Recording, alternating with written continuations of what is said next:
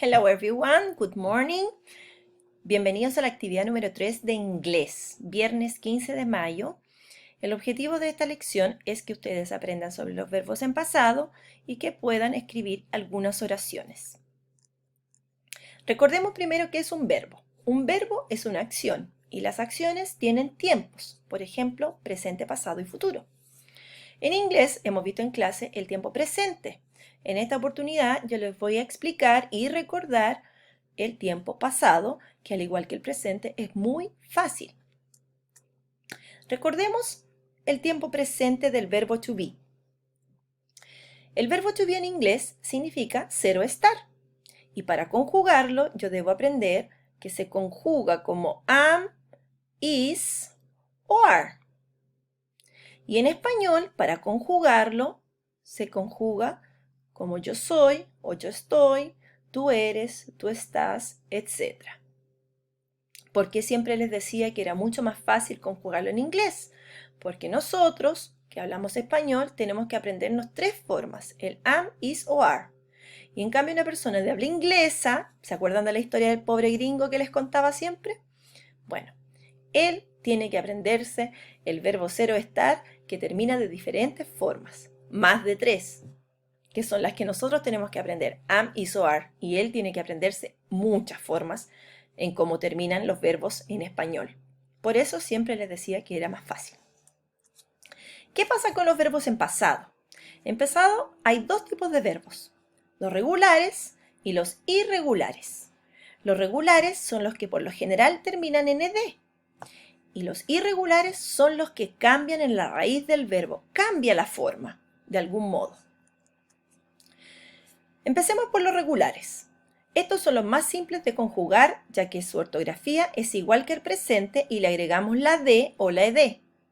Por ejemplo, los verbos arrive, call, wait. Si ustedes se fijan, arrive ya terminaba en E, entonces le agregué solamente la D. Y en el caso de called, como no terminaba en nada, le agregué solamente la ed. En el caso de wait, lo mismo, le agregué la ed. Pero también hay algunas reglas ortográficas para estos verbos regulares.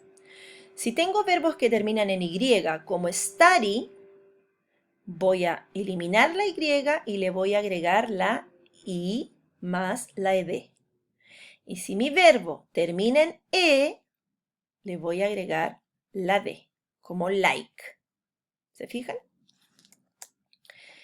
Por otro lado, en segundo lugar, tenemos los verbos irregulares, que son aquellos que no tienen ninguna regla a la hora de conjugarse en pasado. Estos tienen sus propias reglas. Existen alrededor de 200 verbos irregulares y nosotros hoy día los vamos a dividir en 4 grupos de modo que poco a poco los puedan ir aprendiendo.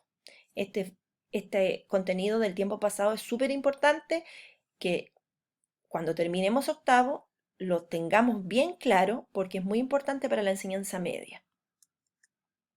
El primer grupo de verbos irregulares son aquellos que tienen la misma forma en presente y pasado. Por lo tanto, si yo me los quiero aprender, solamente voy a tener que usar un poquito de mi memoria. Es decir, cost, cost, cat, cat, heart, heart, hurt, hurt, let, let, put, put, por ejemplo. En el grupo número 2 tengo aquellos que cambian mucho en su forma pasada, su forma de escribir. ¿Ya? Por ejemplo, feel, felt, have, had, entre otros. En el grupo 3 tenemos aquellos que cambian una sola letra. Acá, por ejemplo, tenemos come, become y run. Si se fijan, come, la O se cambia por una A y se transforma a came. Become se transforma a became. Y run se transforma a ran. Y en el grupo 4 tenemos aquellos que tienen distinta forma en presente y pasado, como lo es el verbo to be, que acabamos de ver que en presente era am, is, are. En pasado es was o were.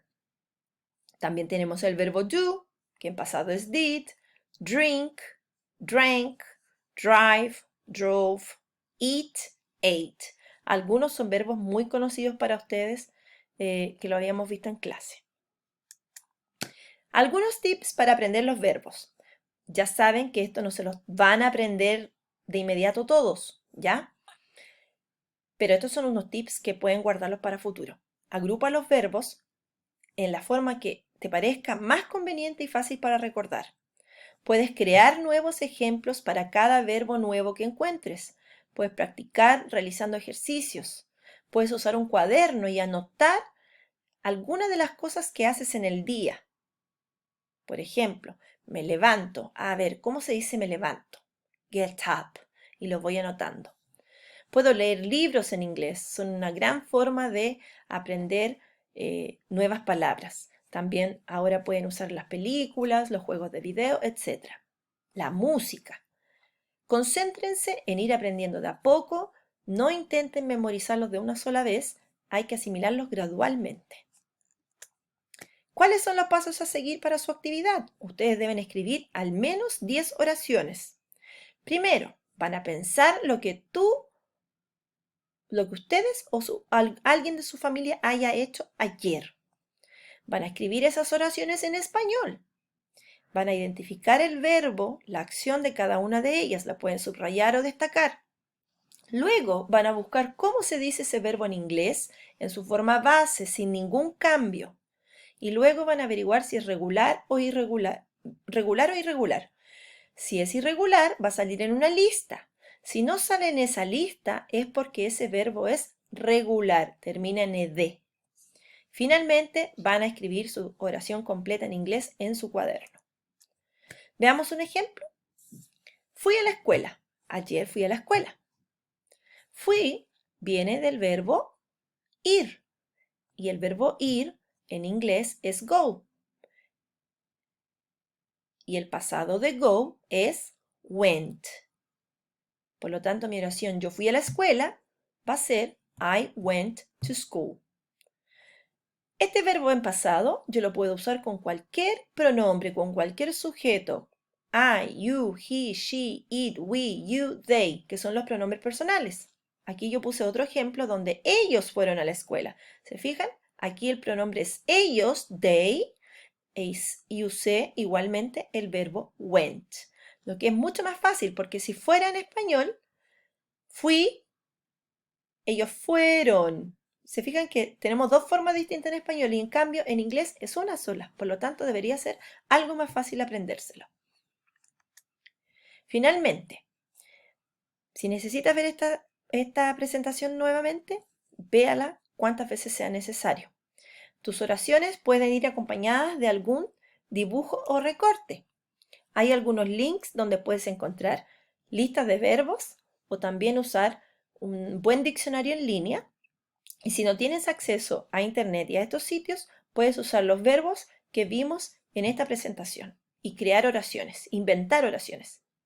Si tienes alguna duda o requieres de alguna otra indicación de apoyo, ustedes saben que me pueden escribir de lunes a viernes dentro del horario que corresponde, ¿cierto? Para que así yo pueda contestarles todas sus dudas. Así que eso, queda atenta, espero que estén muy bien, que se sigan cuidando en casa y les mando un gran abrazo. Gracias.